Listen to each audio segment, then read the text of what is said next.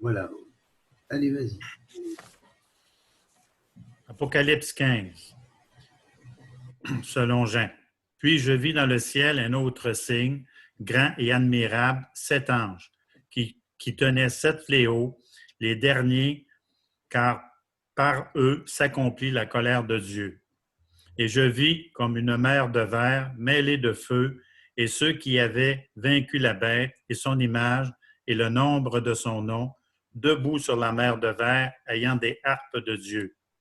Et ils chantent le cantique de Moïse, le serviteur de Dieu, et le cantique de l'agneau en disant: Tes œuvres sont grandes et admirables, Seigneur Dieu Tout-Puissant. Tes voies sont justes et véritables, Roi des nations. Qui ne craindrait, Seigneur, et ne glorifierait ton nom? Car seul tu es saint. Et toutes les nations viendront et se prosterneront devant toi, parce que tes jugements ont été manifestés. Après cela, je regardais, et le temple du tabernacle du témoignage fut ouvert dans le ciel. Et les 7 anges qui tenaient les 7 fléaux sortirent du temple, revêtus d'un lin pur, éclatant, et ayant des ceintures d'or autour de la poitrine. Et l'un des 4 êtres vivants donna aux 7 anges 7 coupes d'or, pleines de la colère du Dieu qui vit au siècle des siècles. Et le temple fut rempli de fumée à cause de la gloire de Dieu et de sa puissance. Et personne ne pouvait entrer dans le temple jusqu'à ce que les 7 fléaux des 7 anges fussent accomplis. Voilà.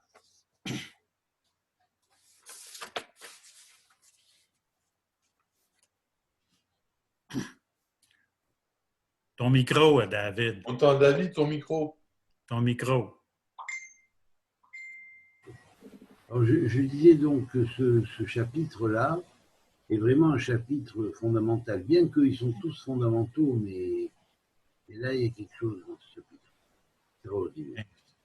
Déjà, il y a 8 versets. Bon, chapitre 15, verset. Déjà, il y a 8 versets. Oui, et puis il y a 8 versets. C'est Abba. Absolument, absolument. Alors, écoutez, justement, alors il y a 8 versets et il y a le chapitre, le numéro du chapitre, c'est 15. Or, c'est toute la base du carré de Salomon.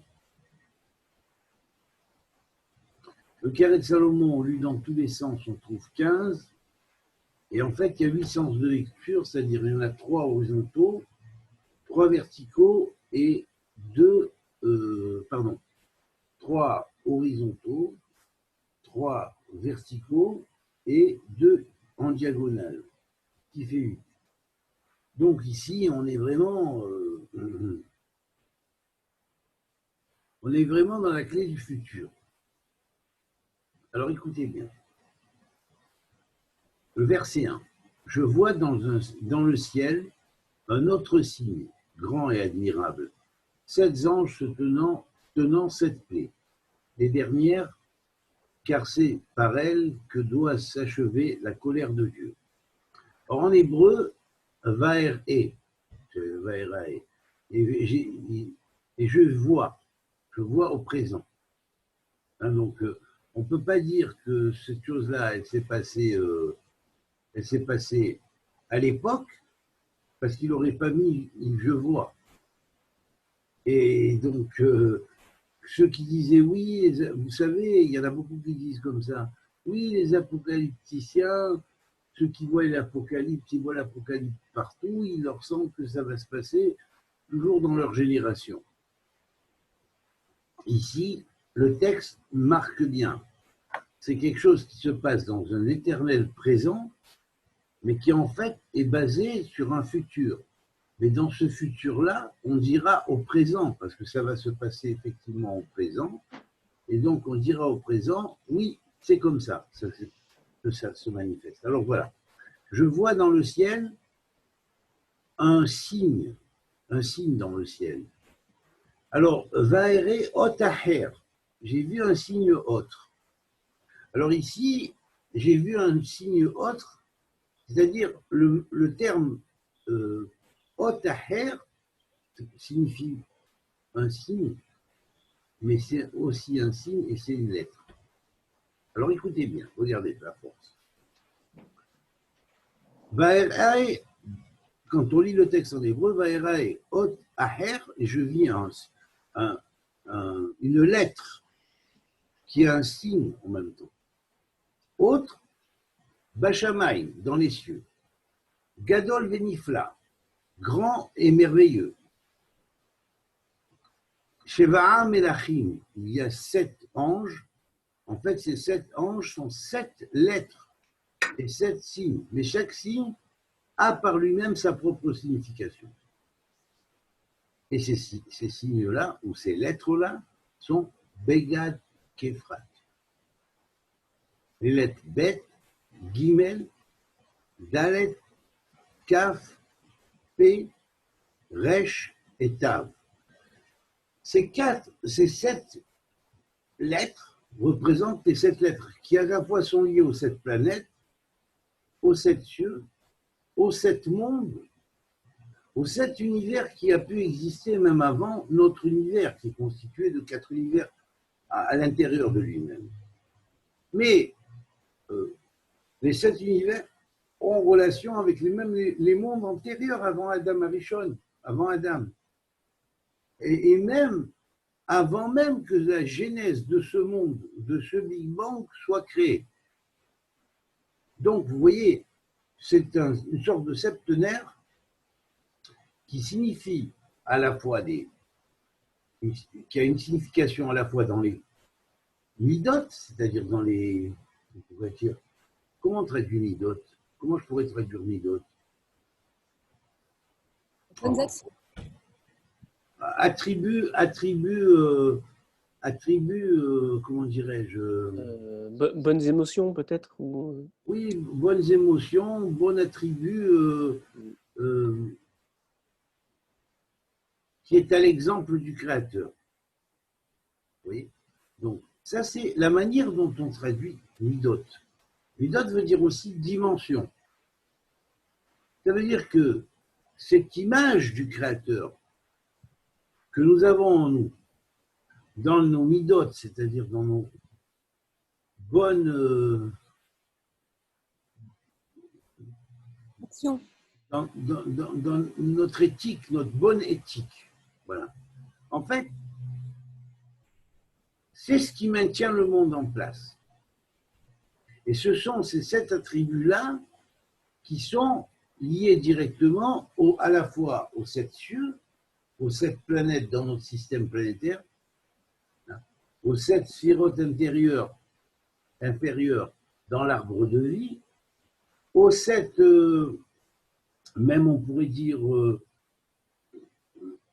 niveaux qu'il y a dans les sphérotes, qu'on pourrait dire en relation avec les chakras, aux 7 plans de vie, hein, aux 7 cieux, mais au-delà des 7 cieux, même dans les cieux des cieux, ce plan-là existe, et s'est développé à des niveaux encore plus grands lorsqu'on voit que ça a une relation avec notre univers et 6 autres univers qui avaient existé avant, ou 6 Big Bang qui nous avaient précédés. En fait, quand je dis Big Bang, ici, je n'entends pas simplement notre Big Bang à nous, mais la totalité des Big Bang qui ont été créés en parallèle avec la 7e éternité. Dans la 6e éternité, il y avait eu pareil, un grand nombre de Big Bang appartenant à la 6e éternité, à la 5e éternité, à la 4e éternité, à la 3e éternité, à la 2e éternité et à la 1re éternité. Ces éternités ont été des temps, je ne dirais pas infinis, mais disons presque sans fin, innombrables de temps si on les chiffrait en temps terrestre. Et les mondes en Dieu existent depuis ces infinités en arrière de temporel. On veut dire depuis ces primordialités temporelles-là, dans les mondes du temps. Donc, ici, ces anges-là vont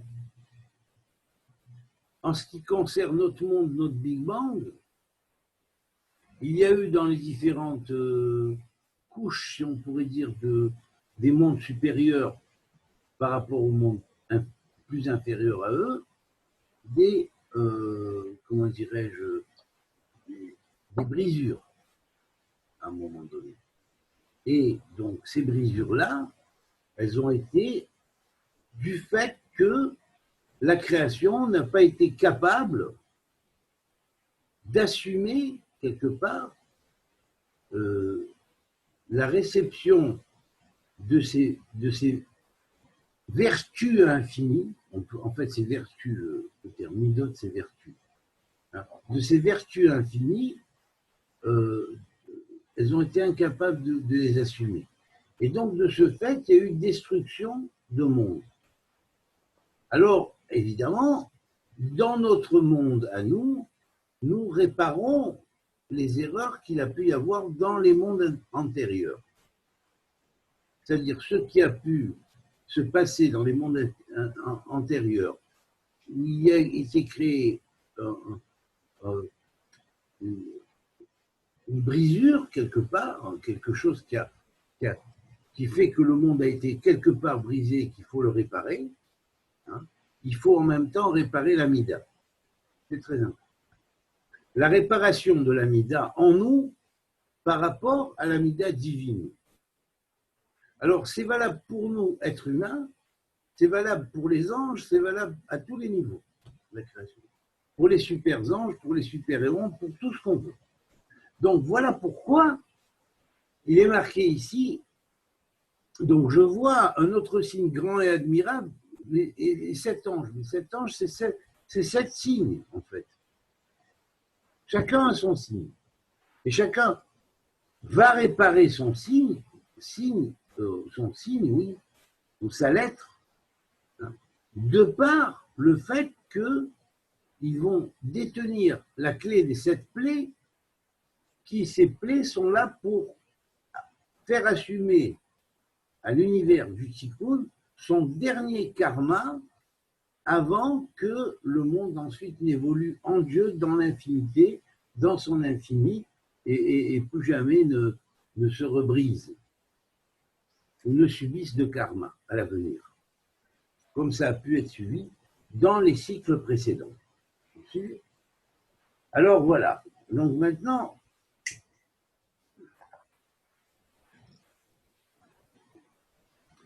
alors le verset va terminer en disant « Car c'est par elle que doit s'achever la colère de Dieu. » Est-ce que Dieu se met en colère? Mais non, Dieu ne se met pas en colère. Il a le contrôle parfait.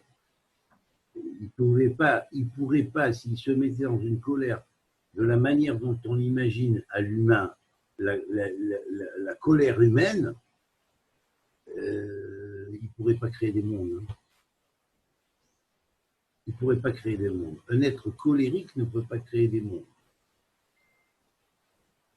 Et si Dieu était colérique, effectivement, il ne pourrait pas créer des mondes pour la simple et bonne raison que le fait d'être colérique, c'est être limité à une vision particulière des choses et que la vision que Dieu a, c'est l'univers tout entier.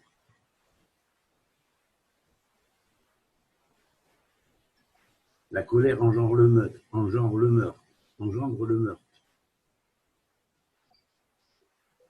Ici, il ne s'agit pas d'une colère.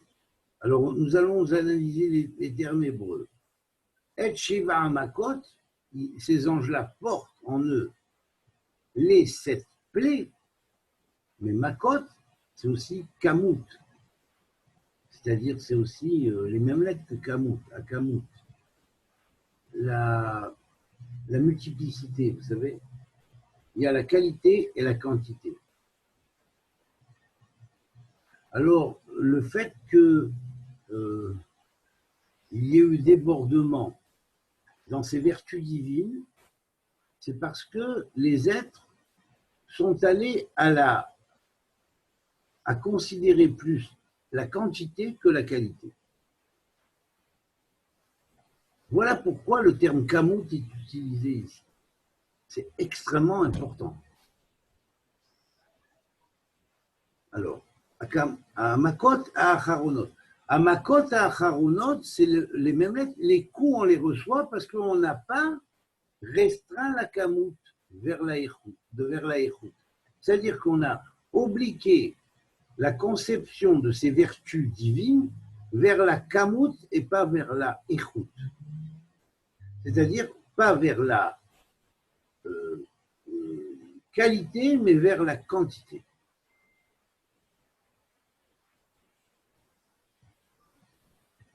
Vous comprenez? Or, avant tout, c'est la Échout qui doit prédominer sur la Kamout. Parce que la Échout, c'est-à-dire la qualité, est liée à l'essence, alors que la Échout est liée à la substance. Donc la substance des mondes se corrompt dans, on pourrait dire, dans la pratique des attributs du Créateur, des attributs qui ont été créés par le Créateur, qui possède en lui, dans la Échout et dans la Kamout. C'est-à-dire à la fois dans la Échout, c'est-à-dire mais avec la Échout en premier, c'est-à-dire dans la qualité avant tout, avant la quantité, parce que la qualité dérive de l'essence. Voici pourquoi l'essence est toujours supérieure à la substance en Dieu. Et donc, à Makot et à Acharonot, là, ce sont les derniers coups qu'il va donner. Et il va les donner par l'intermédiaire de ces 7 anges qui portent les 7 lettres, qui sont le reflet dans tous les mondes et à tous les niveaux hiérarchiques de ces attributs divins, lorsqu'ils sont descendus d'abord, on pourrait dire, dans les cieux supérieurs, qu'on appelle les cieux des cieux, puis dans les cieux qui sont au-dessus des cieux, puis dans les cieux, les 7 cieux, qui sont arrivés dans nous, dans notre ciel. Ils sont passés dans les galaxies, dans les groupes de galaxies, ils sont passés dans les systèmes solaires, et dans chaque système solaire, il y a une planète qui leur a été dédiée. À chaque planète, en correspondance, a été donné un métal pour travailler l'alchimie de la transformation. Le métal va représenter l'alchimie de la transformation. Et en même temps, a été donné un rapport avec une qualité humaine et avec un organe, ainsi qu'avec un tissu organique dans le corps, aussi bien dans le corps physique que dans sa possibilité ensuite d'interférer sur le corps glorieux. Alors évidemment, maintenant, à partir de ça, on va comprendre mieux. Qui Bahem, car c'est par eux, Bahem, car c'est par eux, par ses plaies, par elles, par ses plaies. Alors ici, le terme qui, car c'est par ses plaies que la clé du futur est ouverte. Parce que le car qui vient ici, car c'est par ces clés-là. C'est la base du futur. C'est la base du monde futur. C'est la base du monde qui, par la suite, dans l'avenir, va évoluer plus dans le karma. Parce qu'on aura réparé la base fondamentale à réparer sur chaque attribut divin sur lequel il y a eu une brisure. En nous, en la création, et non pas en Dieu lui-même. En Dieu, il n'y a rien. En fait, on va réparer le mal qu'on s'est fait. Et quelquefois, on est obligé, pour pouvoir réparer le mal qu'on s'est fait, à notre cheminement, à notre progression, on est obligé de passer par des coups. Ah, c'est pas que Dieu veut les coups, il veut pas les coups, mais il veut que le monde évolue. Et c'est normal parce qu'il veut lui donner l'éternité. Alors il préfère donner des coups qui vont durer 10 ans, 50 ans, 60 ans, 100 ans, au travers de 2 incarnations, par exemple, ou 3 incarnations. Mais dire au moins, après ces 100 ans-là, la continuité de l'éternité va pouvoir se faire correctement et je pourrais donner à cette créature ce que je voulais lui donner. Chose que si elle n'avait pas réparé, jamais je ne pourrais lui donner. Donc, c'est dur à comprendre la notion de la colère divine à ce niveau-là. C'est dur à comprendre. Alors, Tibahen, car c'est par eux que le futur va s'ouvrir, et en eux, hein, Kala Zaham Elohim. Et par là que doit s'achever la colère divine. Et curieusement, le mot Kala veut à la fois dire, écoutez bien parce que c'est d'une force incroyable, c'est gigantesque. Alors, je ne vais pas vous le taper à la dino, hein, mais bon, c'est gigantesque. Parce que, en fait, car en eux est le kala. La kala, c'est-à-dire la destruction. Hein. Mais c'est en cette destruction que l'achèvement de sa colère va se faire. C'est-à-dire, c'est fini, il n'y aura plus de colère après. Il n'y aura plus de coups dans la création. Parce que la création aura été réparée. Et elle sera arrivée à sa finition de sa réparation. Et là, c'est là que le mot kala, qui est utilisé, a un double sens. Kala, c'est aussi la fiancée. Mais vous vous rendez compte, c'est aussi la fiancée. Or, la fiancée symbolise toujours la Shekhinah. Qu'est-ce qu'est la Shekhinah? La Shekhinah est la présence divine dans les mondes, à l'intérieur des mondes, qui accompagne les êtres qui souffrent, parce qu'ils doivent réparer des choses. Vous comprenez? Donc là, de ce fait, ça veut dire, car par eux, hein, le futur même de cette destruction va sortir d'une chose, c'est que la Shekhinah, qui symboliquement est la Kala, par l'expression de ces coups-là, la Kala va sortir de l'exil et va réintégrer son poste initial et originel auprès de Dieu. C'est extraordinaire. Et donc, verset 2. Alors attendez, avant tout, je veux préciser quand même qu'il y a 18 mots et qu'il y a 79 lettres. Alors on est proche de 80. Et là, l'intérêt, c'est de voir que on confectionne ce 79 avec deux lettres, le Aïn et le Tet, qui forment le mot Aet. Non pas Aïn Tav, qui est le temps, mais Aet, qui est le crayon, le stylo, ou ce qui permet de marquer les temps, ce qui se passe dans les temps. Donc, quand on prend des notes, on utilise un Aet. Et ce Aet, si vous voulez, il est confectionné de quoi? Il est confectionné du Aïn qui est 70, c'est-à-dire qu'en fonction de la vue qu'on a vue, on va voir et déduire les choses qui doivent s'en déduire, et les marquer et les noter, mais en même temps, le Tet qui fait en finale, ça veut dire que ça a été géré en nous, on l'a ingéré en nous, on doit, avant d'écrire quelque chose, c'est tout le sacré de la plume, du crayon ou du stylo, pour un écrivain, pour quelqu'un qui écrit, c'est que le sens d'écriture est sacré. Donc, de ce fait, on veut dire quoi? Tu as fait d'abord ton cheminement. Ce cheminement, tu l'as fait par une retraite sur toi. Tu as maturé cette retraite et après avoir maturé cette retraite, tu peux écrire. Mais quelqu'un qui écrit, ça ne peut pas être n'importe quoi. C'est-à-dire qu'on n'écrit pas en vain. On ne sort pas des livres pour sortir des livres. On sort des livres parce que c'est le fruit d'une expérience où on a vu les choses sur tous les angles d'abord. Et quand on a effectivement, comme les anciens, analysé tous les angles, les 70 angles de la Torah, les 70 facettes, il y a 70 formes de science. Alors, effectivement, on a pratiqué l'hermétisme qu'il faut. On est devenu un ermite. On a fait pendant un temps des sacrifices pour arriver à ces choses-là. Eh bien, la finalité de cela, c'est qu'on peut écrire. Mais quand on écrit, ce qu'on écrit pèse. Ce qu'on écrit a une force incroyable. Pourquoi? Parce que ça va être lié au prince de la plume, ou le prince de l'écrit. Qui est le prince de l'écrit? C'est Métatron.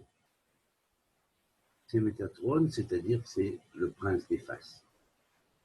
Et ce Métatron, il est lié à la fois à la sphère du fondement, qui est la 9e sphère, et il est lié au nombre 70, ce qui fait que 79 est très proche de 80, qui est la sphère de Yesod, et à ce moment-là, on arrive à 80. Donc, il y a derrière ces chiffres-là quelque chose d'extraordinaire à méditer. Ça veut dire quoi? Est-ce que tu as médité vraiment les écrits?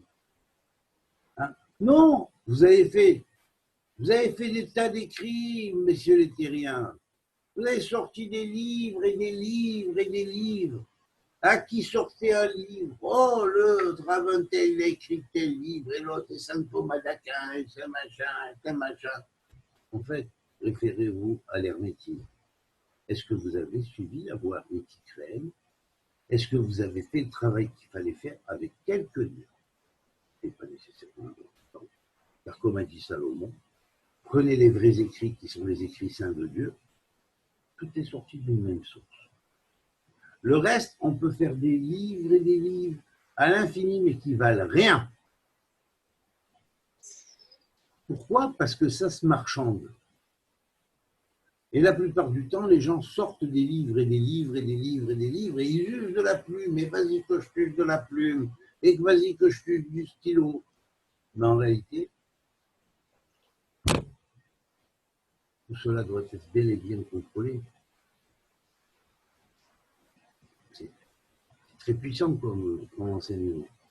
Et là, le nombre, même en degrés, où tombe ce fameux verset, il fait 2732, soit 7 fois 360, et son reste, c'est 212. Donc ça tombe au degré 212.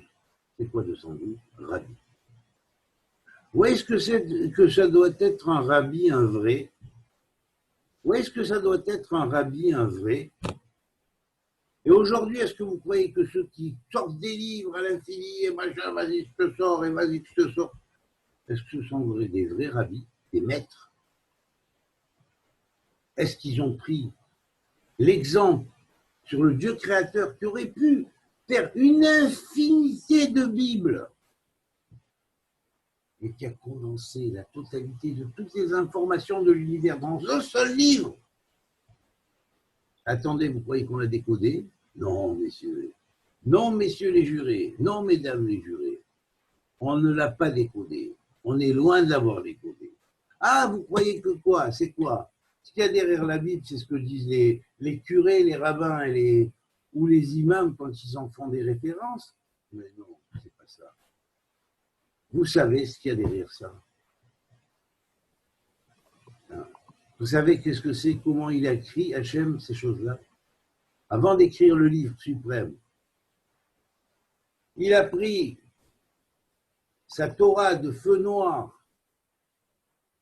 Il a laissé tomber quelques gouttes qui sont devenues comme une espèce d'encre dans un encrier céleste.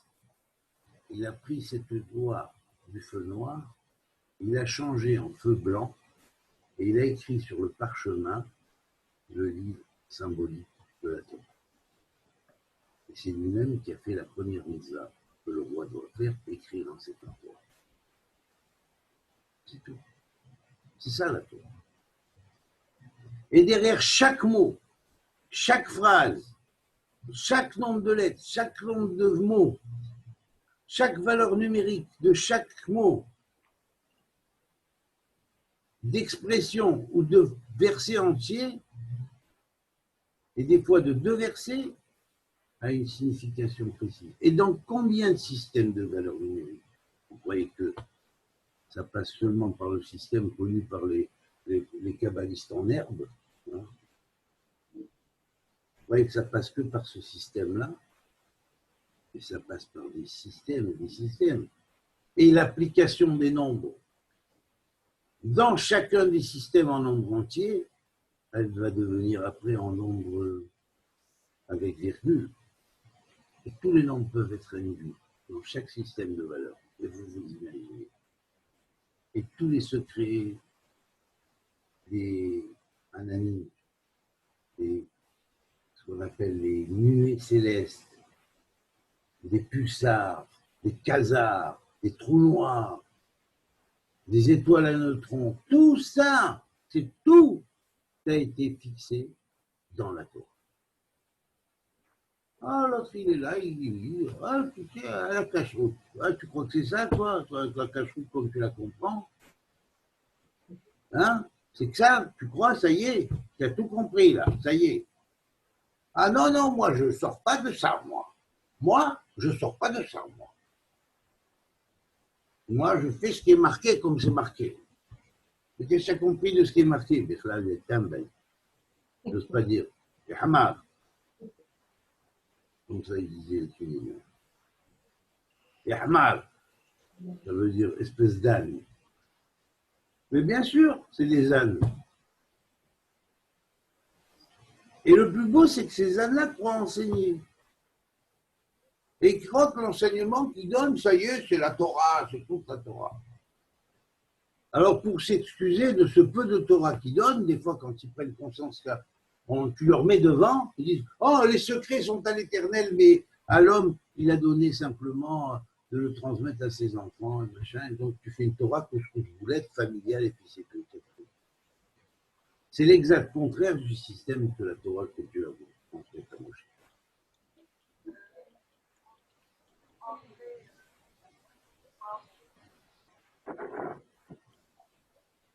Une seconde, hein.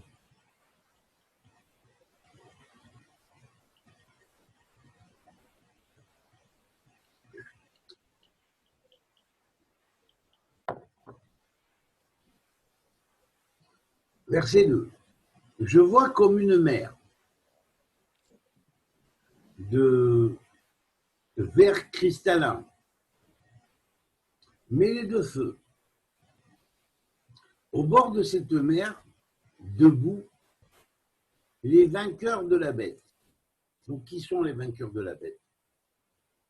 Qui sont les enfants de la bête? Les enfants des ténèbres. Quand il est marqué dans la Genèse, Vayavdel Elohim, et Dieu sépara d'entre la lumière et les ténèbres, il est marqué en hébreu, Vayavdel Elohim ben Aor ou ben Achocher. Le mot ben Aor ou ben Achocher est les mêmes lettres que Bnei Aor ou Bnei Achocher. Que veut dire Bnei Aor ou Bnei Achocher? Ça veut dire entre les enfants de la lumière et les enfants des ténèbres. Donc, cette différence que fait la Genèse, quand elle nous parle d'une séparation entre la lumière et les ténèbres, en fait, cette séparation, elle est aussi ontologique.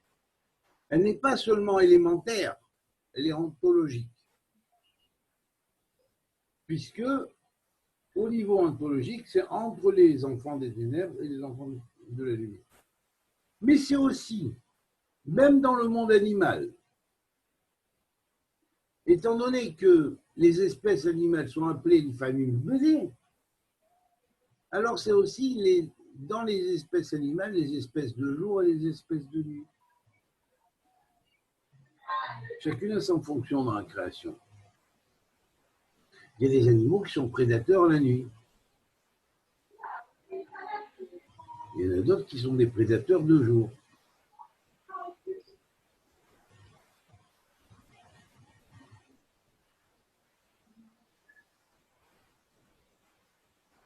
Vous comprenez? Donc ici, je vais continuer. Alors, au bord de cette mer debout, les vainqueurs de la bête.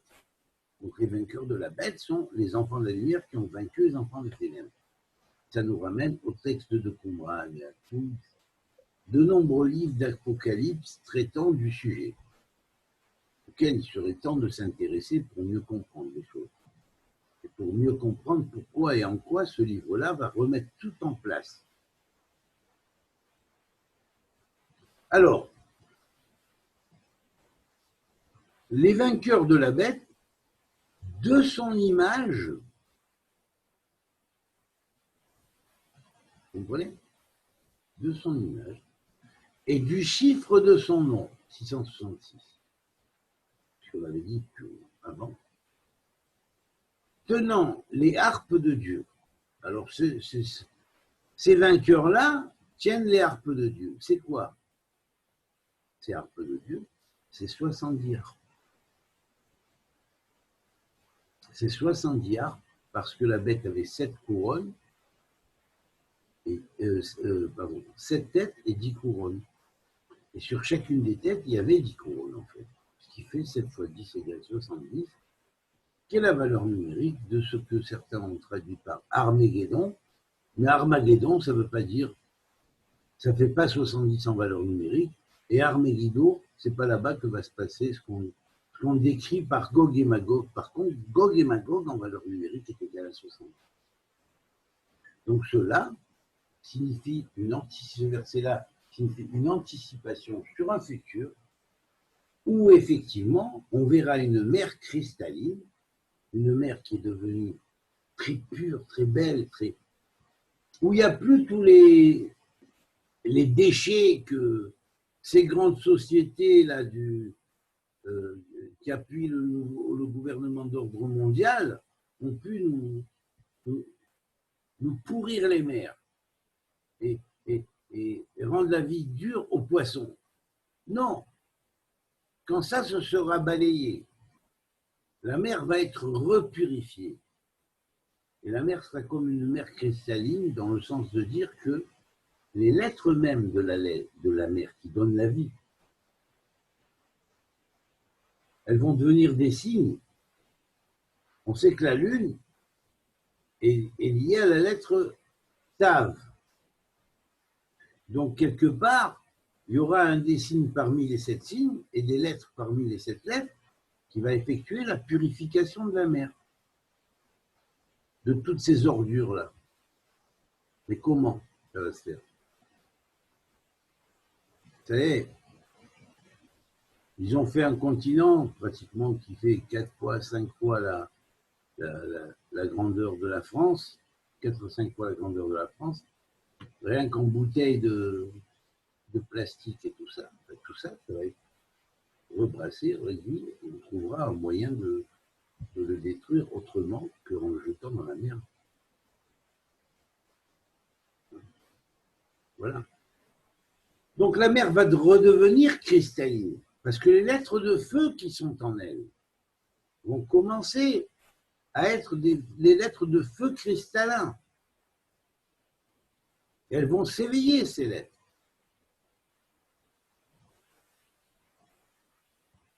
Voilà pourquoi il faut 70 harpes. Alors effectivement, quand on joue de la harpe, hein, ça fait des galimes, ça fait des sons, des vibrations, qui influencent les galimes de la mer. Les galimes, ce sont les vagues dans la mer. Vous voyez le rapport entre gal et gal. Mais en même temps, gal, on veut dire vibration, vague, ce serait en même temps la mer cosmique qui va représenter la roue céleste du zodiaque, hein, qui est entourée par un grand fleuve qui s'appelle le fleuve de feu. Chaque halo galactique qui entoure une galaxie est appelé un fleuve de feu. Donc on pourrait dire quelque part que cette image cristalline apparaissent les lettres de feu galactiques qui vont purifier les mers. Une fois que la bête, avec ces putains de chefs de société qui te font des bouteilles de Coca-Cola à n'en plus finir, de Sprite, de je ne sais quoi, hein, au lieu de les mettre dans des bouteilles en verre consignées, non, pour en vendre plus, pour gagner plus, il faut qu'ils fassent cette chaîne de machin. Et en avant que je te balade le plastique, je ne sais plus où le mettre. Ça sert à quoi? Les gens ont leurs bouteilles, ils veulent s'acheter à boire. Ils vont se racheter à boire du même élément qu'ils ont consommé. Et on respecte la nature. Donc tous ces plans-là, c'est la bête qui les a mis en place. Avec le gouvernement de la bête, tous les enfoirés de riches. Bon, il y a des bons riches, il y a des bons riches qui partagent avec les autres. Mais ces enfoirés de riches, hein, qui sont aux têtes des sociétés, qui n'en ont rien à foutre, ni de la nature, hein, ni des vies des êtres humains. Le seul qui leur importe, c'est vendre leurs marchandises et faire de l'argent avec ça. Donc tout ça, c'est les armées de la bête, les fils des ténèbres. Et bien quand les fils des ténèbres auront été donc vaincus par les fils de la lumière, on verra ces guerriers avec des harpes chanter Dieu. C'est-à-dire que les anges même chanteront, et en même temps en chantant, ils joueront des harpes. Ce sont des harpes célestes. Hein. Certaines sont des harpes à 10 cordes, d'autres sont des harpes à 7 cordes, et donc ils vont glorifier le nombre 7 fois 10, 70, qui en même temps est les panim de la Torah, les visages de la Torah. En même temps, on va représenter les 70 noms de Jérusalem, les 70 peuples de la terre, les 70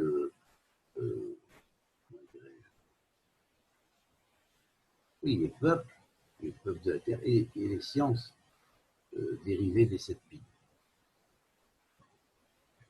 Voilà. Donc ça veut dire, maintenant, ça met en valeur cette chose-là. Voilà pourquoi la valeur numérique même du verset est 254, hein, c'est-à-dire dromi. C'est-à-dire que c'est quelque chose qui se passe vers le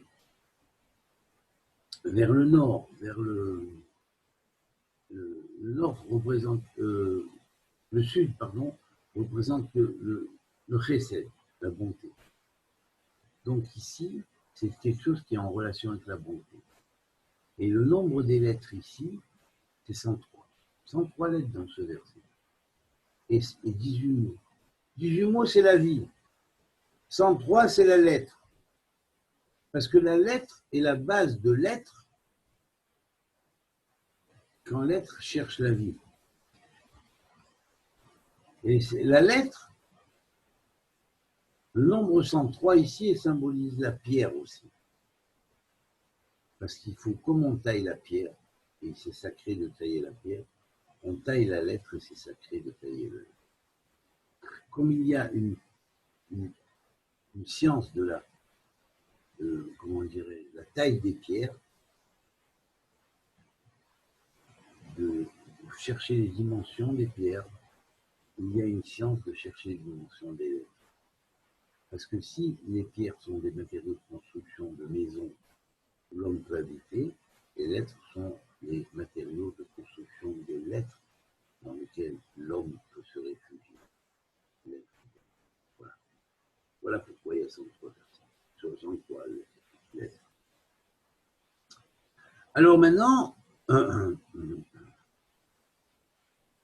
verset 3. Il chante le poème de Moïse, le serviteur de Dieu, et le chant de l'agneau, qui est le Messie, disant, grandes et admirables sont les œuvres du Seigneur, Dieu Tout-Puissant. Là, bien évidemment que c'est une allusion au Dieu créateur de tous les mondes, hein, Dieu Tout-Puissant. Juste et véritable sont tes routes, ô roi des nations.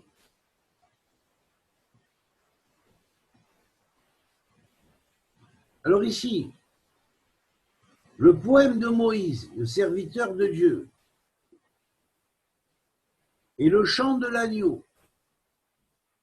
C'est-à-dire qu'ici, on dit Moïse et l'agneau, le Messie, ils sont proches, mais tous les deux glorifient Dieu. Chacun à leur manière. Parce que la manière de Moïse, c'est une manière de Tfila, et la manière du Messie, c'est une manière qui est proche de la manière de David. C'est-à-dire apparemment, il ne prie pas. Tu ne le vois pas prier. Tu crois qu'il était roi, il n'avait pas le temps d'aller faire l'office de Shahrid, de Mincha, de Habit, tout ça, c'est des lois rabbiniques qui ont été instituées par la suite. Hein? Vous comprenez? Et il ne pouvait pas dire « je ne suis que prière » en mentant. qui dit je ne suis que prière, à croire qu'il était pas seulement à Shachrit, à Mincha, à Arvit, mais même entre les intervalles de temps entre Shachrit, Mincha, Arvit, il était au Bet Knesset. Mais non, mais c'est pas ça. Il n'était pas au Bet Knesset. Il n'avait pas besoin, il n'y avait pas de Bet Knesset à l'époque. Il n'y avait qu'une volonté de construire le temple. Et David a construit d'abord le temple dans son cœur pour Dieu, et après il a construit le temple pour Dieu, son fils. Mais les portes du temple ne se sont ouvertes que quand Salomon, le fils de David, a évoqué le mérite de son père. Alors les portes du temple se sont ouvertes. Voilà pourquoi David disait « Je ne suis que prière ». Parce que le but d'un temple, c'est pour faire des prières. Et il y a deux sortes de prières. Il y a la prière qui est dite en... Vous savez, les Tibétains, pour se foutre de la gueule de ceux qui font les prières en disant ils ont mis les moulins à prière.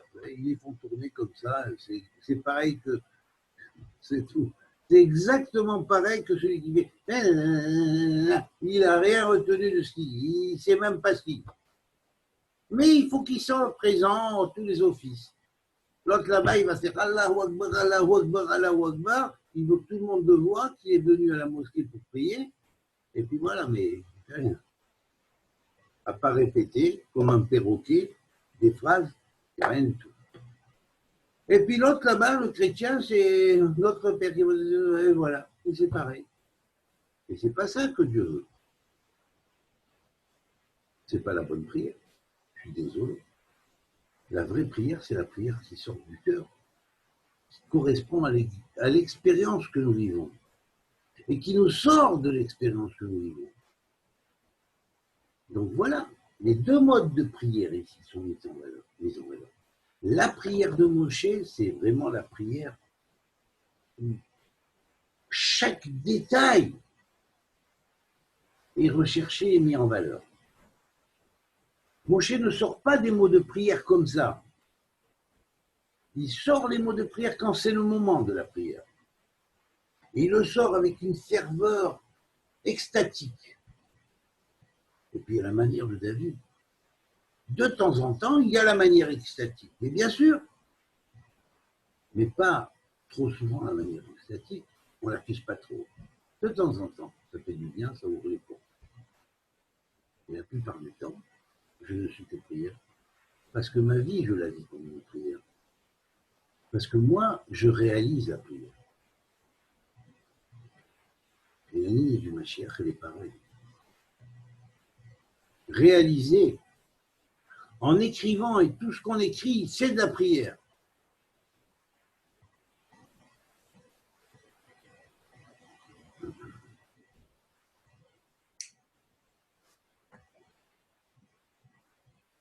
Alors là, le degré est 204. Pourquoi il est 204?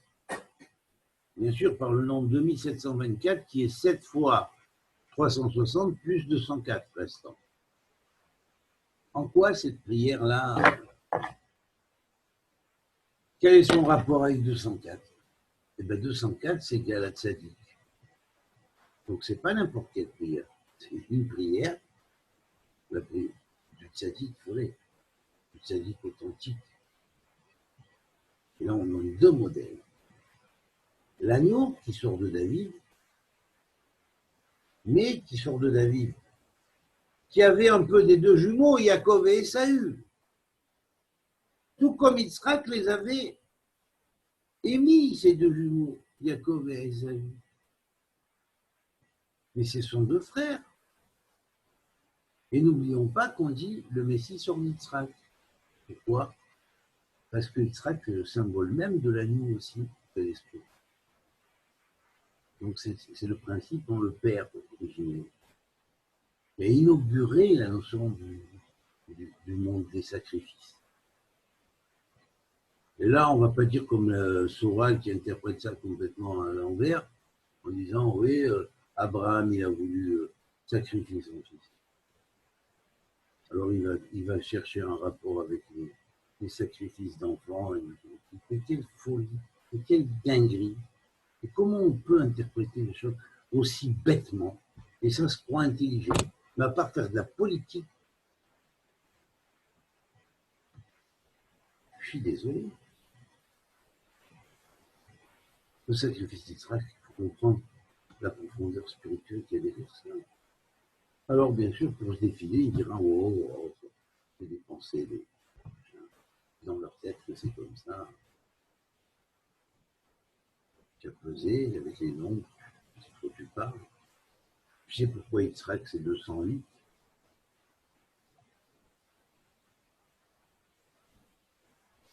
Et que 208 c'est 8 fois Yudke Vavke, 26. Et tu sais pourquoi que l'ADN il est espacé selon le code 26, 10, 5, 6, 5. Ah, je ne savais pas, non.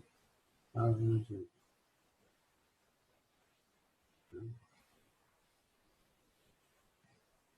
Et 8, c'est le futur. 8 fois ça, donc 8 fois ce nombre-là, c'est le futur. Mais c'est le futur de quoi? C'est le futur de l'homme. Parce que quand tu divises un cercle en 8, hein, étant donné que Yudke fait 26 et qu'il a 4 lettres, ça fait 30. Donc en fait, 30, tu vas diviser le cercle qui est 12 signes de 30 degrés, tu vas le diviser en 8 grandes parties dans le ciel, qui vont être la croix et la multiplication. C'est l'association de la croix avec la multiplication va donner l'orthogone, hein, ou la division du cercle en 8, et là, ça va faire 8 fois 45 degrés. Et chacun des 45 degrés, il est marqué du nom, hein, Yud, He, Vav, He, qui fait 26, il est écrit en milouï, et dans un milouï qui va donner 45. Pourquoi 45? Parce que c'est par ce milouï-là, par ce remplissage de lettres-là, que l'ADN de l'homme a été mis en place. Voilà pourquoi 45 est le nombre de l'homme. Et voilà pourquoi, M. Sauval,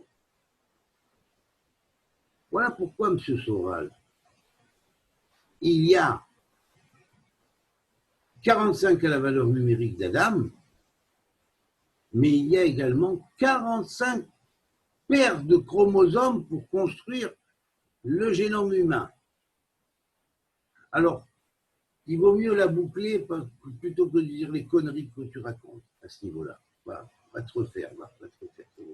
Allez, pas le désolé. Allez, vous le faire. Vous ne comprenez que dalle et vous voulez tout expliquer. Parlez des choses que vous savez, mais ne parlez pas de choses que vous ne savez pas. Ok, dans la politique, il y a des sales juifs qui foutent la merde dans le monde. C'est vrai. Que vous les critiquez, c'est très juste. Mais on ne met pas tout le monde dans le même sac.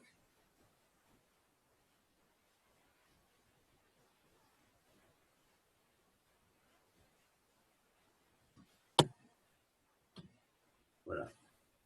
Alors, bien sûr, on va passer maintenant au verset 4. On va passer au verset 4. Qui ne te craindrait?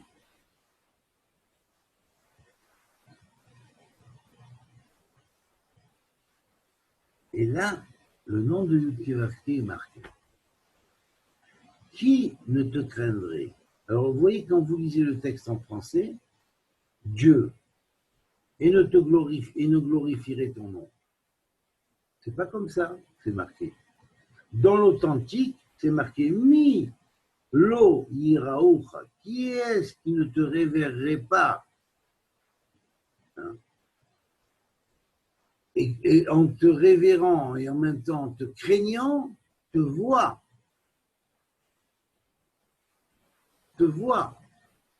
Donc en te voyant, en même temps, il sait que ce qu'il voit n'a pas d'image, mais il voit. Il voit et il entend.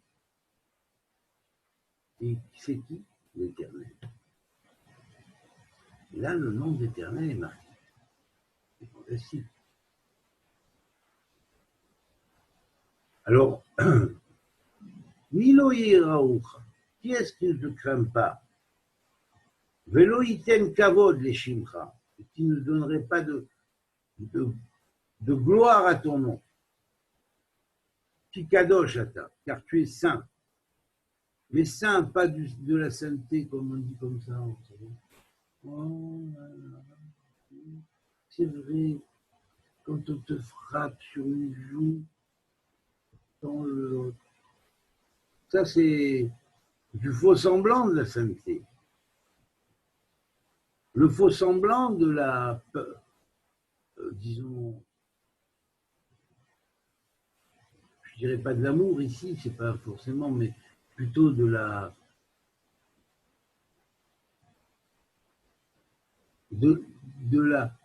potentialité à se faire un sacrifice. Non, ça n'a rien à voir. Ça a à voir avec un renforcement de l'être, et quand l'être est bien renforcé, dans les lettres comme dans son être, par les lettres,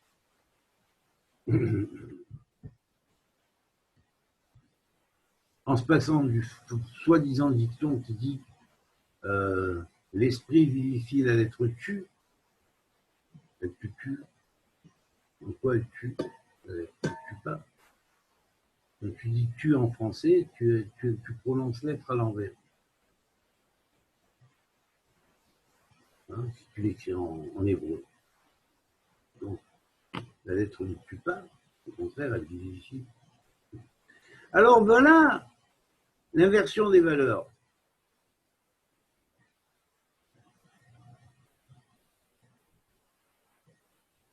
Car toi seul est saint, ça ne veut pas dire la même chose. On avait vu, je vous ai expliqué hier, je vais le redire.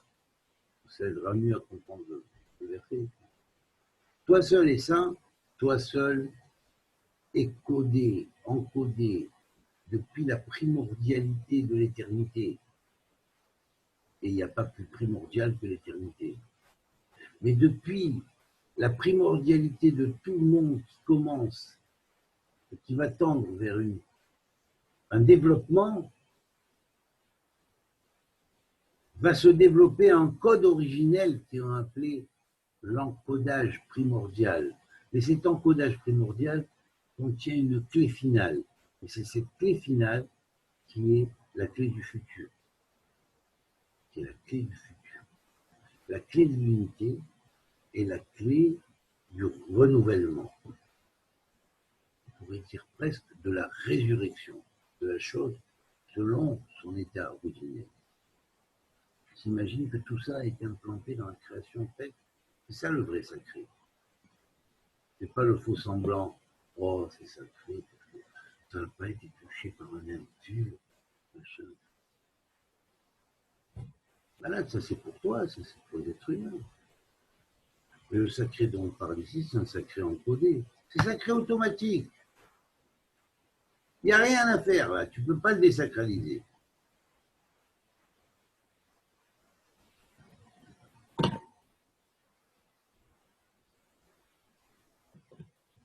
Alors, toutes les nations viendront se prosterner devant toi. Alors, on comprend qu'il y avait l'allusion aux 70 avant, parce que c'est 70 nations de base.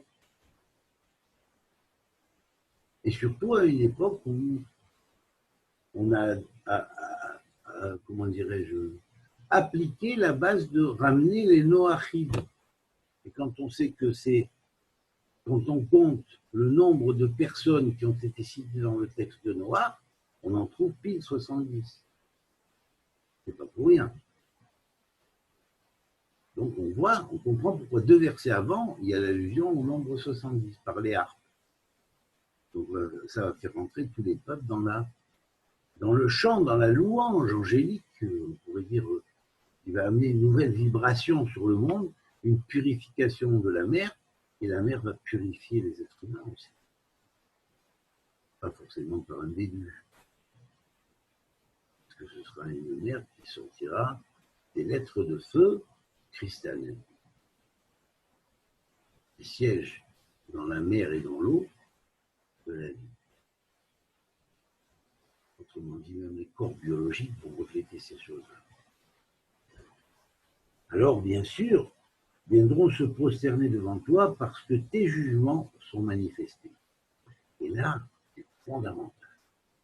Il y a 89 lettres. Alors là, vous savez, bien le comprendre, il faut que vous lisiez le psaume 89. Pour bien comprendre cette notion, il faut que vous lisiez le psaume 89.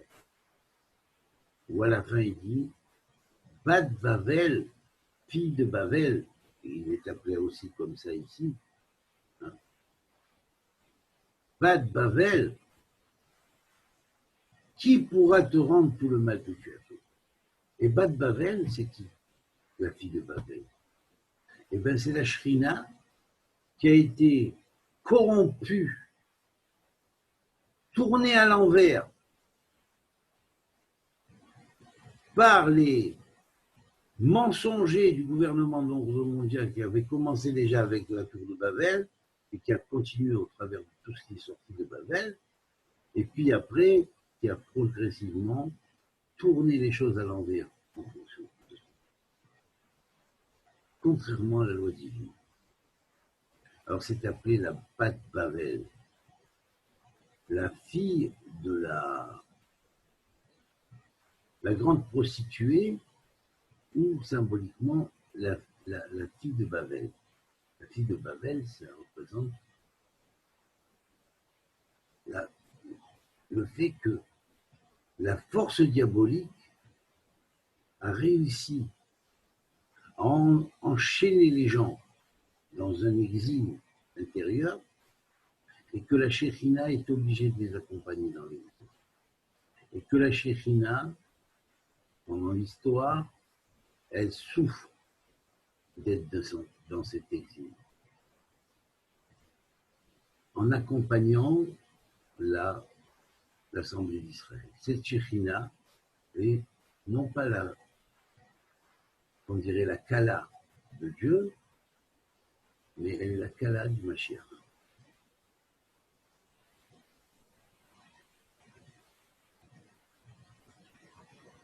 Pourquoi elle est la Kala du Mashiach? Parce que le Mashiach l'a tirée de la gueule du dragon. Voilà. Et donc, en délivrant la Shrina, et en allant tête à tête avec le Samach même qui lui maintenait la Shrina dans son exil, qui produisait aux créatures divines de Dieu, parce qu'elles avaient fauté, alors il s'est emparé de la Shrina, et avec ça, il a eu la richesse, l'abondance, le génie, et tout ça, c'est du vol. Du vol. Et ces gens-là sont devenus des spécialistes dans le monde du vol. Les banques qui volent ceux qui mettent leur argent dans les banques. Ça, c'est la base. Vous comprenez? Et voilà. Alors bien, il y aura bien un moment où ça va prendre fin quand même, tout ça. On ne va pas rester dans ça toute la vie. Alors voilà, là ici, ça prédit. Parce que tes jugements sont manifestés. Voilà pourquoi il est super important. Et là, vous devez voir deux choses. Vous allez lire le psaume 20 et le psaume 89, parce qu'il y a 20 mots et 89 lettres. C'est la clé de ce que je viens de vous expliquer. Et au travers de ce que vous lirez là-bas, vous comprendrez ce qui s'est passé sur le terrain par David et sa descendance.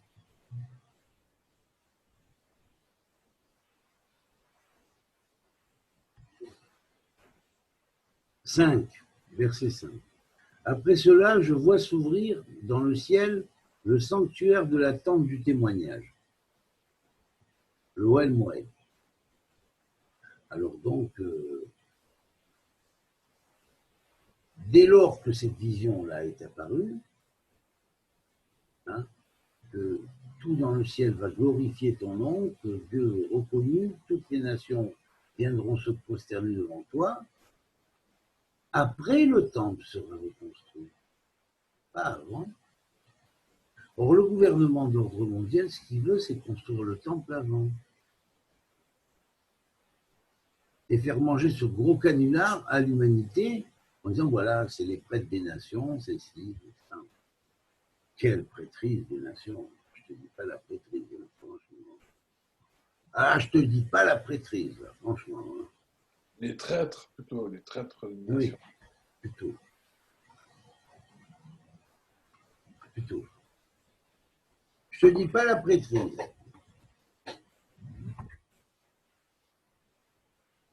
Quelle honte. Quelle honte. Alors qu'en fait, il faut travailler le temple intérieur, comme tous les textes anciens le disaient, avant de faire descendre le troisième temple d'en haut, qui montrera où sera la place que l'organisation d'Israël en tant que nation, une fois réunie et unifiée, et aimant le monde, tous les êtres, non pas pour les dominer, mais pour les aimer, vraiment en leur montrant le cheminement. Pas en leur montrant pour dire, venez, on est plus expérimenté que vous, on vous montre, mais par amour de montrer. Pourquoi? Parce que c'est nous. C'est nous. Nous, on est eux, et eux sont nous. Et c'est le contraire qu'on enseigne.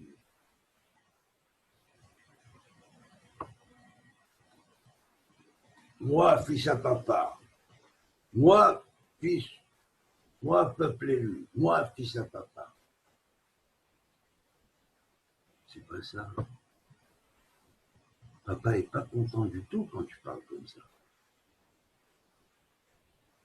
Papa, il te voit comme ça, il dit, mais non, qu'est-ce qu'il a fait? Il a fait des conneries quand il était au sentier, et maintenant il dit, moi, fils à papa, moi, peuple élu. Et il n'a pas corrigé ses midotes, rien du tout. Il sort comme ça, il enseigne la Torah, mais c'est pas la Torah. C'est ce que David Améler a vu quand il a dit, arrête la saute la Shem, il est temps d'agir pour l'Éternel, qui a fait route au rater, car ils ont retourné ta loi à l'envers.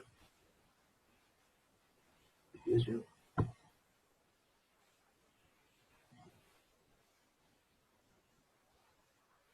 Ça va pas. Pour réfléchir. Il faut faire un bon bilan. Alors je conseille à ceux qui n'ont pas fait leur bidou comme il faut, qui en ont déjà eu marre du bidou, c'est-à-dire, vous savez, de l'isolement, comment on appelle ça, là? Quelqu'un me rappelle le nom, ça m'a échappé du tout. Oui, ce qu'on vivait en ce moment-là. L'introspection. Oui, l'introspection, mais on l'a fait dans quoi, l'introspection? Dites-moi tes doutes. Non, c'est pas ça. Confinement. Confinement. Le confinement, c'est le niveau des doutes. Ouais, ouais. Voilà. Ah ben voilà.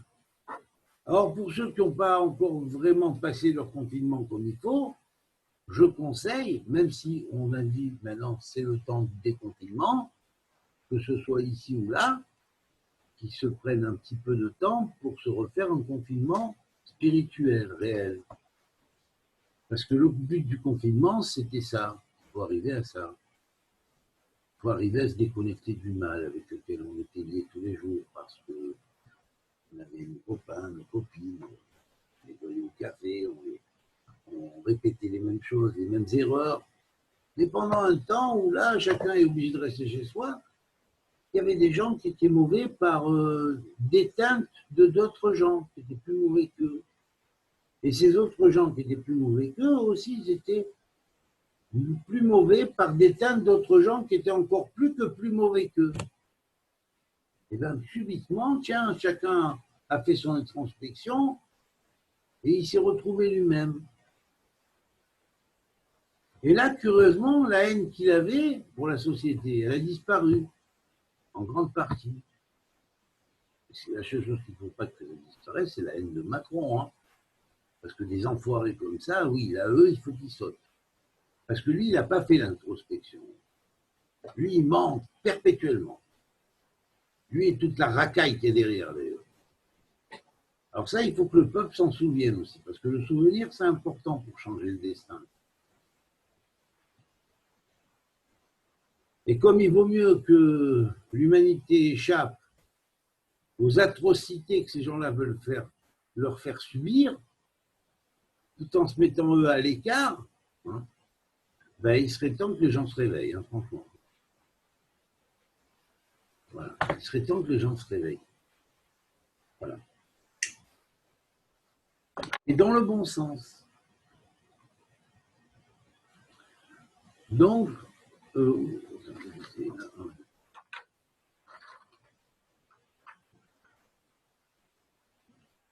seconde, j'ai bien.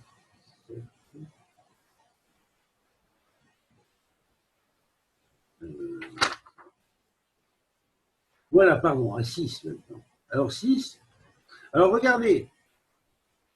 Après cela, je vois s'ouvrir dans le ciel le sanctuaire de la tente du témoignage. C'est-à-dire qu'en fait, vraiment le saint des saints. Et donc, du temple. Et là, curieusement, regardez les noms. Regardez les noms. 10 mots. Boum, 10 sphérotes. 42 lettres. Pan. Relation avec les 42 étapes passées dans le désert, symboliquement liées au tikkun, en relation avec les 42 premières lettres de la Genèse, qui sont en rapport direct avec le nom en 42 lettres qu'on appelle, qu'on sort des Rachetévot de Anabako Abdedola Kemirichat Atirteo. Ainsi de suite. Incroyable! Et le degré, mais quel degré? Ben, le degré 302. Ah, ben c'est bizarre, Shin et bête. Non, c'est pas le Shin Bet, le Mossad israélien qui s'appelle le Shin Bet aujourd'hui, mais c'est Shev. Shev, ça veut dire reviens, repens-toi, et repens-toi de tout, ô humanité, ô nation de l'ONU. Hein? Parce que vraiment, l'ONU, là, est nulle en plus. On peut mettre un L à la fin. Hein? Ô nation de l'ONU, hein?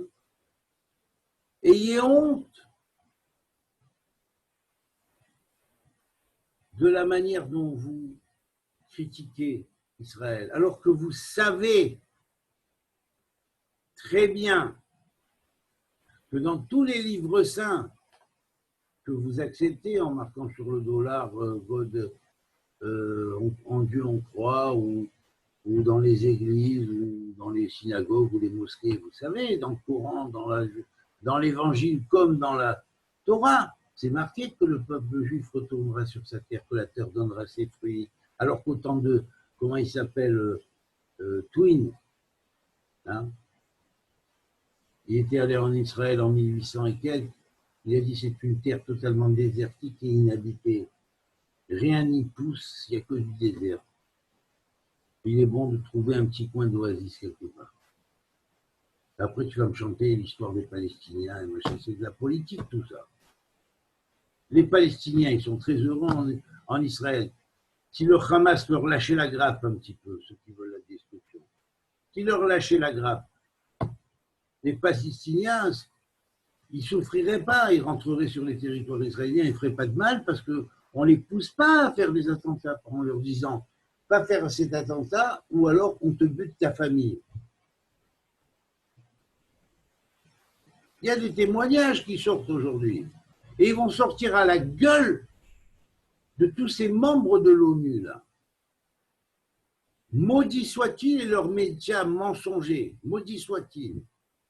Et que toutes les malédictions qui sont marquées dans la Torah, sur les méchants, sur les mensongers, sur les inverseurs de valeurs, se répandent sur leur tête, qu'elles soient marquées dans l'Évangile, dans la Torah, ou qu'elles soient marquées dans le Coran. Et qu'elles se déversent sur ceux qui utilisent et qui déforment les textes. Amen. Voilà. Et qui soient poursuivis intérieurement par les forces divines. Amen. Qui sont mises en place maintenant et qui vont leur faire entrechoquer les genoux parce qu'ils vont avoir peur, parce qu'ils vont voir la vérité en face. Et ils ne pourront pas dire oui, mais moi, là tu ne tiens plus ton discours, là. Pauvre type. Qu'est-ce que tu vaux, Bechlal? Qu'est-ce que tu es, Bechlal? C'est tout.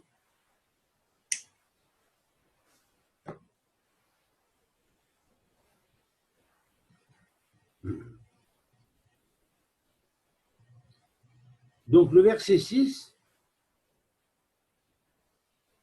les 7 anges, ceux qui ont les 7 plaies en main, chacun la sienne avec la lettre en relation, sortent du sanctuaire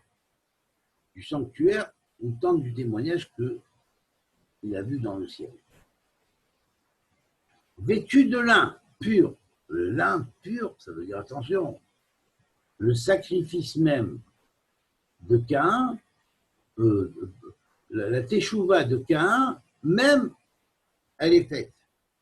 Jusqu'à Caïn, ça se répare. Toutes les âmes qui étaient de tendance caïnique, ce qui était plus ou moins la base des vampires de la terre, ils vont rentrer en tchouva. Ils vont se repentir. Et ce sont des forces pratiquement extraterrestres, ces forces-là, par rapport au terrible de la Terre. C'est évident. Adam et Chava, quand ils sont arrivés sur Terre, il y avait d'autres hommes sur la Terre. Tous les textes apocryphes le disent. Il y avait des hommes bliales. Donc, il y avait des hommes qui ressemblaient aux êtres humains, mais qui étaient primitifs.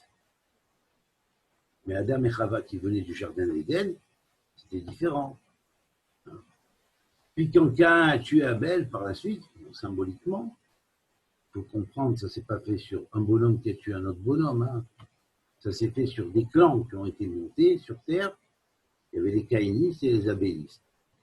Les nomades et ceux qui étaient habitués à rester liés à l'agriculture. Cultiver la terre. Donc quand les nomades ont un peu empiété dans le domaine des agriculteurs, les agriculteurs se sont montés entre eux et ils ont commencé à faire la guerre en nomade. Il y a eu des morts. C'est ça le meurtre de Caïn sur la terre. C'est pas un bonhomme qui a tué un bonhomme, mais que c'était son frère.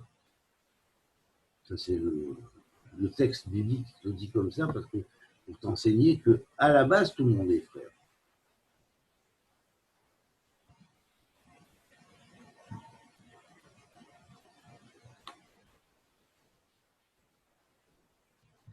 Alors, bien sûr, un texte comme ça dans les mains de Soral, comment il va l'interpréter? Oh oui, vous avez vu, regardez ce qu'ils ont amené, vous vous rendez compte? Et le Christ, il était contre ça. Hein? Vous vous rendez compte? C'est une horreur. Un frère qui tue un frère. Des frères qui vendent un frère. Et il va apprendre la symbolique, il va apprendre la lecture du code d'abord avant tout. Et après, on te réexpliquera ce que Jésus, tu dis, a voulu dire.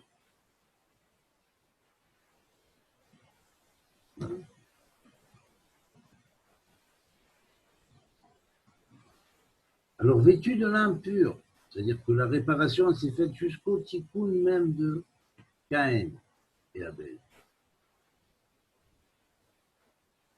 L'impur est éclatant, et ayant des ceintures d'or autour de la poitrine.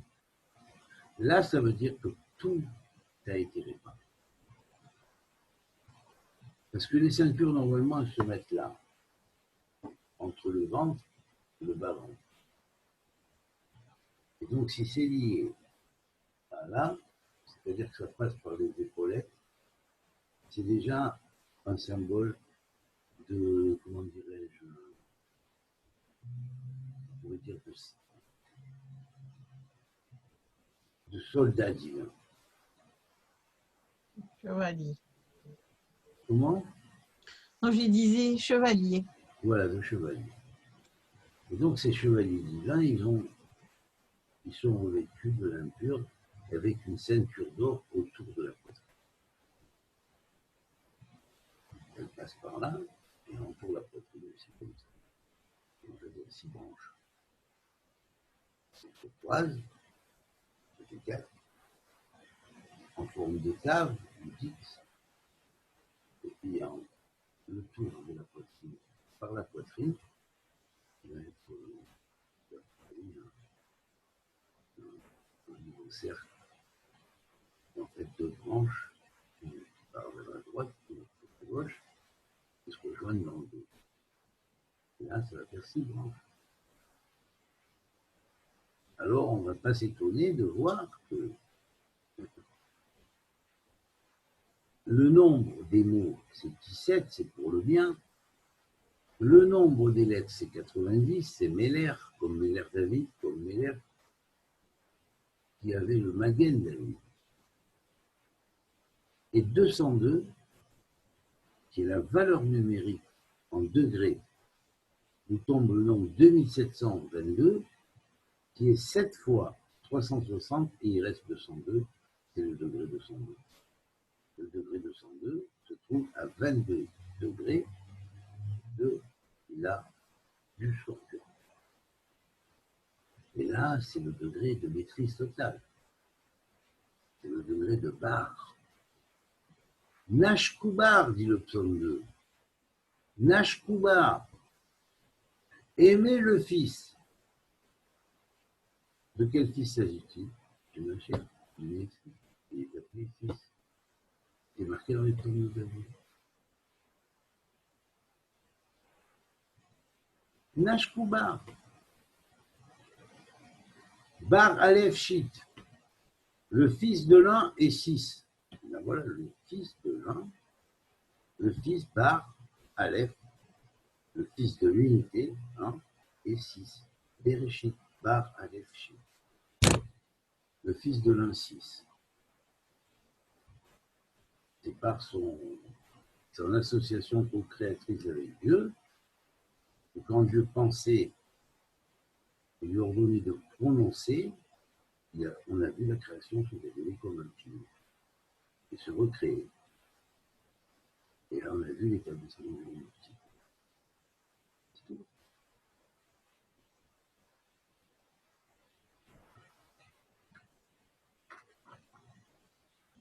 Alors 15, 7, verset 7. Alors l'un des 4 vivants, on parle ici des 4 animaux de la Merkava, donne aux 7 anges 7 coupes d'or, pleines de la colère de Dieu qui vit au siècle des siècles. Alors ici, c'est marqué Hammat Elohim. La colère de Dieu, c'est Dieu, c'est pas l'Éternel. C'est-à-dire l'attribut singulier pluriel du mot Dieu. Dieu en tant qu'ipséité, Dieu suprême en tant qu'ipséité de tous les dieux existants, et manifesté comme des attributs de ces différentes vertus, des attributs plénipotentiels de ces différentes vertus. Mais avant d'arriver à la plénipotentialité, il y a tout un niveau hiérarchique jusqu'à l'attribut de plénipotentialité. Voilà pourquoi Salomon avait dit, voici les des Elohim, au-dessus de l'autre Elohim, au-dessus de d'autres Elohim, et au-dessus de tous, Elohé à Elohim, Dieu suprême.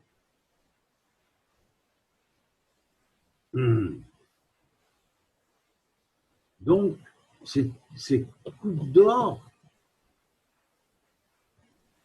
sont tenues par les 7 anges qui chacun tient 7 coupes d'or. Dans chacune des coupes d'or va être versé le vin de la colère de Dieu qui vit au siècle des siècles.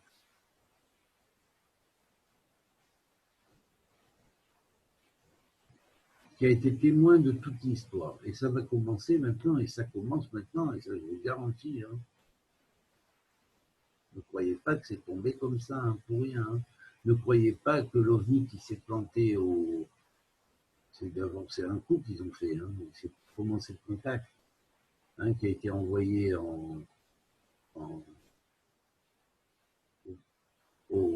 à Rio. C'est pour rien, c'est pas une blague. Hein. Rio, j'avais fait un cours où j'avais expliqué le rapport entre Rio et Rayo.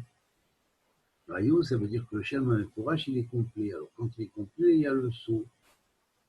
Et à l'endroit où ils font le carnaval, étant donné que Pourim doit rester la fête globale, hein, ben, quand on va battre les masques, et ben, après la chute des masques, ça arrive à Rio. Mais à Rio, cette année, ils n'ont pas fait le carnaval, hein, comme ils le font d'habitude. Et là, le Shem Rayo, il est rentré. Le Shem Rayo, c'est le Shem Inforash, le nom de Dieu en 72 mondes. C'est lui qui commande l'univers. Donc là, maintenant, on voit se manifester, et on voit des anges pour se manifester, une catégorie de malachim. On va voir ce que ça veut dire, parce qu'ils vont cacher, bien sûr, comme d'habitude, ils vont essayer. Mais cette fois-ci, c'est passé trop, ça a trop été dévoilé. Le monde s'est rendu compte que oui, on sait. Ça existe. Parce qu'il y a eu quand même des choses qui ont filtré. Et je vais vous dire, si c'était tombé dans un autre pays, ils auraient réussi à cacher complètement, à faire tourner avec des balancements. Mais pas au Mexique. Mais pas là-bas, pas où il est arrivé. Au Brésil. Au Brésil. Et donc j'avais parlé du Pérou comme de Rio. Et si vous vous rappelez, quand j'ai fait les prophéties, au moment où j'ai commencé à les émettre, avant que tout ça se manifeste à vitesse grand V, quand j'ai parlé de l'Amérique du Sud et particulièrement du Brésil et du Pérou, j'ai expliqué ce qui allait se passer là-bas. Dans les versets, j'ai marqué que ce sera l'ouverture des portes. Et un retour aux traditions ancestrales, où ils retrouveront ce qui était au-delà de l'idolâtrie et avant l'idolâtrie qui avait succédé par la suite, et dans lesquels étaient tombés les Mayas, les Aztèques, les Incas et tous ces peuples d'Amérique du Sud. Ça veut dire qu'il y a des prophètes en Israël. Hein. Ils ne sont pas morts, les prophètes d'Israël. Ils ne sont pas morts, les prophètes d'Israël. C'est de la vraie prophétie. Hachem, il a montré, il m'a dit dire comme ça, et l'approuver avec les versets exacts, tout ça signifiait, et les correspondances avec les pays exacts. Et c'est arrivé. C'est incontestable. Al-Pi Halacha, on n'a pas le droit de ne pas faire ce que le Rambam a dit de faire. Normalement.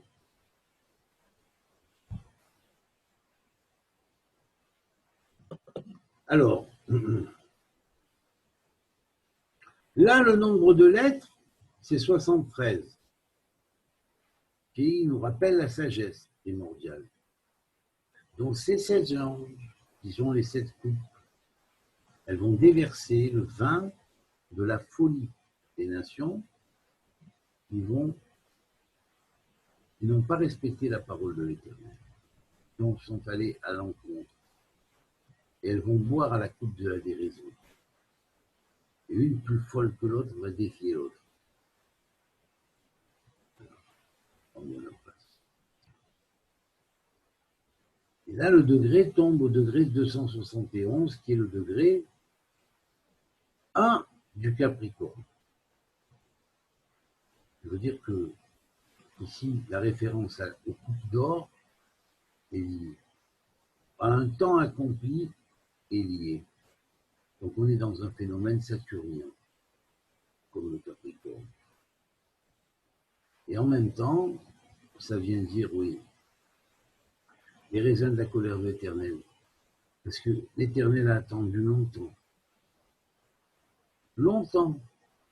Très longtemps. Mais maintenant que la Shrina a été délivrée et qu'elle a été arrachée de la bouche du dragon, le dragon, il n'a plus rien à faire. Il va dégager rapidos. Il va dégager rapidos.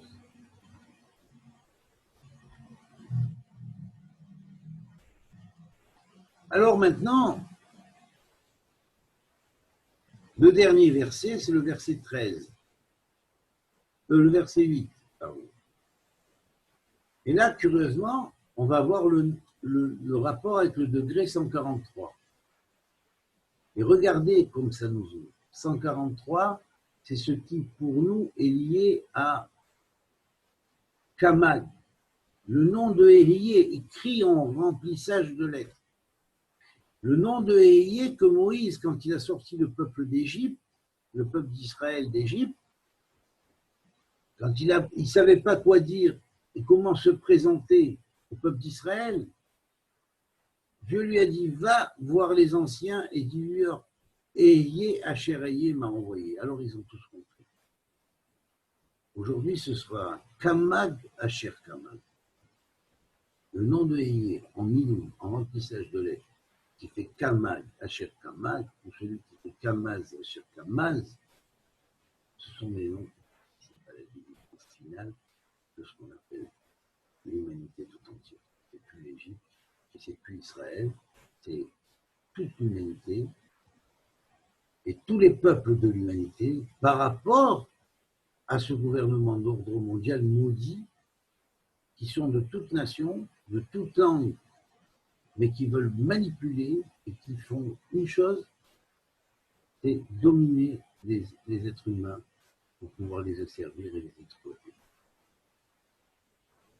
Voilà. Alors voici ce que dit ce verset-là, dans lequel il y a 91 lettres comme la valeur numérique de Amen, et dans lequel il y a 20 mots comme les 20 fois 2020, les 20 fois, les 101 fois 20 que nous trouvons dans 2020, qui se termine par 20 à la fin. Écoutez bien. Le sanctuaire est rempli de fumée par la gloire de Dieu et par sa puissance. Personne ne peut entrer dans le sanctuaire jusqu'à ce que ne soient achevées les 7 plaies des 7 anges. Ça veut dire, attendez, ne croyez pas que vous allez reconstruire le temple, et là, quand ça y est, le corona, on va reconstruire le 3e temple, mais allez vous faire voir. Et c'est le 3e temple que vous allez reconstruire. De quoi vous parlez là? Vous voulez construire un nouveau temple humain? D'abord, il faut que les plaies tombent. Et ce n'est que lorsque les plaies seront tombées que, effectivement, on pourra parler d'un 3e temple. Mais durant ce temps-là, les terriens sur terre auront commencé à faire leur temple dans leur cœur d'abord, en partant des Juifs en tant que première tribu d'Israël et toutes les autres qui vont suivre. Et parmi les Bénis Israël, disséminés dans le monde, il y a plein de gens qui ne sont ni juifs ni se connaissent en tant qu'Israël et qui pourtant émanent de Zéra d'Israël, c'est-à-dire de la semence d'Israël, que ce soit par les pères, en réalité, et pas forcément par les mères. Parce que la loi rabbinique qui a été administrée à tout le peuple juif, que c'est la judaïté vient par le père, par la mère, ça a été la loi de la galoute pour les juifs, c'est tout. En réalité, avant la galoute et à la finalité, c'est par les pères. On ne doute pas sur les pères. On ne doute pas sur les pères. Voilà. On nous a affaiblis avec un système qui doute sur les pères. Et à toutes les générations, on fait douter sur les pères. Mais non, on ne doute pas sur les pères. On ne doute pas sur les pères. Sauf s'il y a preuve. On sait que pour sortir la preuve, il faut la preuve. C'est pas évident. Et ça, ceux qui savent, le savent. Donc, à bien étudier la phrase, ceux qui ne savent pas, ils parlent comme ça. Donc, hein. Il ne suffit pas de dire j'ai vu ou machin. Hein. Et même des deux témoins, il ne faut pas prendre n'importe quel témoin qui ont vu. Hein. Il faut que ces témoins ils soient capables, en levant la tête, de vous dire combien il y a de feuilles sur un arbre. Alors, c'est pas évident, je ne pas les rimes. Donc là, la phrase, elle n'est pas applicable, il n'y a que Dieu qui sait.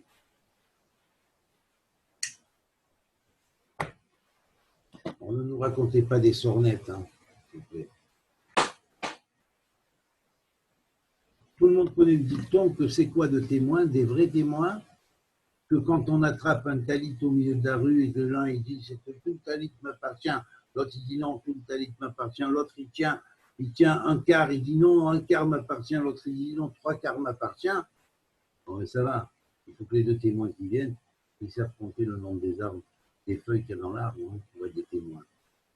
Donc c'est pas un cas qui a existé dans l'histoire nulle part.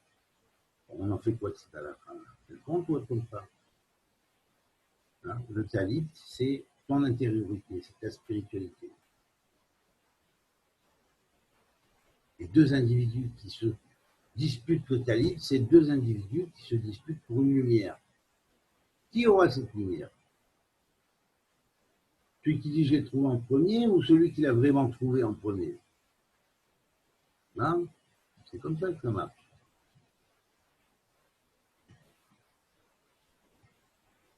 Voilà. Donc le sanctuaire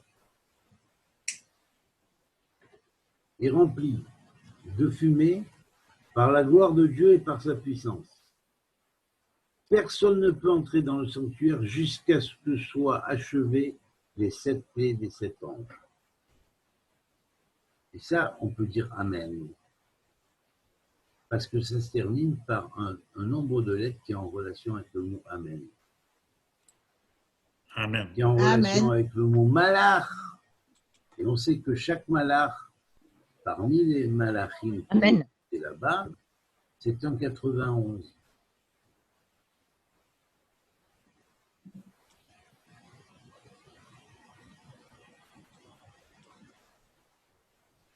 Et quand il y aura ces plaies-là des 7, il y aura automatiquement une plaie qui ira aussi sur le manger. Donc il faudra se méfier et faire attention à ce qu'on mange. Parce que Malach, c'est les mêmes lettres que Me'achal. Et en fonction de ce qu'on mange, il peut y avoir des plaies dans ce qu'on mange. Hein? Ce n'est pas seulement les sauterelles qui sont venues, ou les criquets qui sont venus dévaster certaines contrées. Ça va risquer d'être aussi des empoisonnements parce que dans certains produits, certains peuples mettent n'importe quoi. Hein? Voilà. Et ils n'en ont rien à faire. Hein? Comme dernièrement, on avait révélé que pour faire les yaourts Jet, ils mettaient de la graisse de porc dedans. Ben voilà. Après, quand on leur a dit, ils ont dit, celui qui tenait la firme, ah ben ouais, moi j'ai pas pensé aux musulmans ou aux juifs. Hein. Et ils vendaient ça, et il y avait même des rabbins qui mettaient des fois cachère. Ils ne savaient pas de quoi c'était composé. Et les mecs, ils mangeaient, pour gélatiner le yaourt, diet, hein, ils mettaient de la graisse de porc. Vous voyez ? Alors là, ils ne tuent pas le corps, ils tuent les âmes. Vous comprenez ? Voilà, par exemple. C'est grave.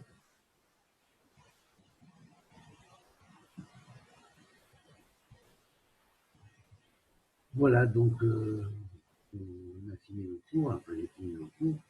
Maintenant, David, je dois te dire que j'ai pensé au manger très fortement cette semaine. dans le cadre de l'empoisonnement.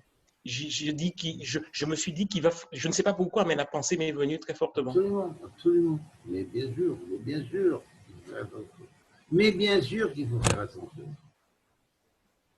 Des gens qui, pendant des années, ont fait marcher leur société en mettant des produits quand ils n'en avaient rien à foutre que ça faisait du mal à la santé des gens.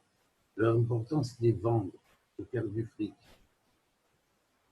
Vous croyez que vous pouvez avoir confiance en eux maintenant?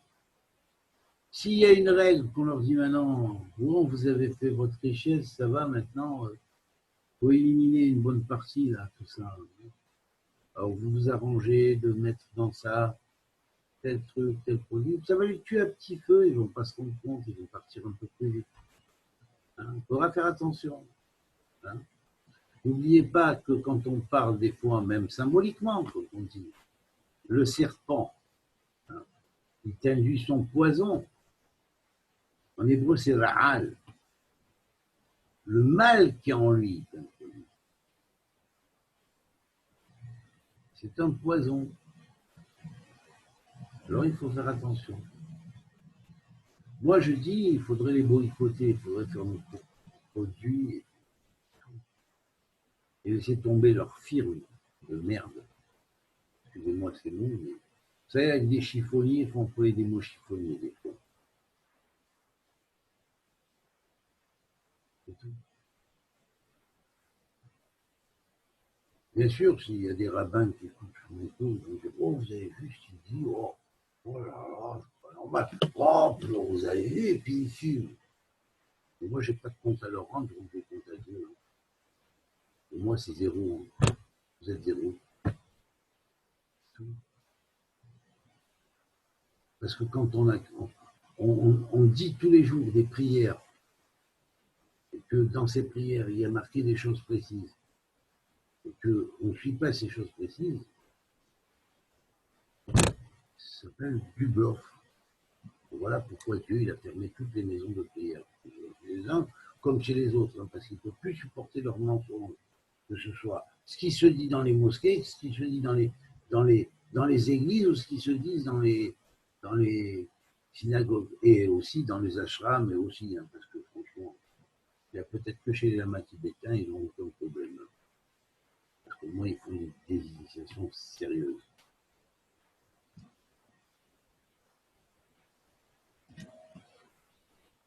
Voilà. Est-ce qu'il y a des questions?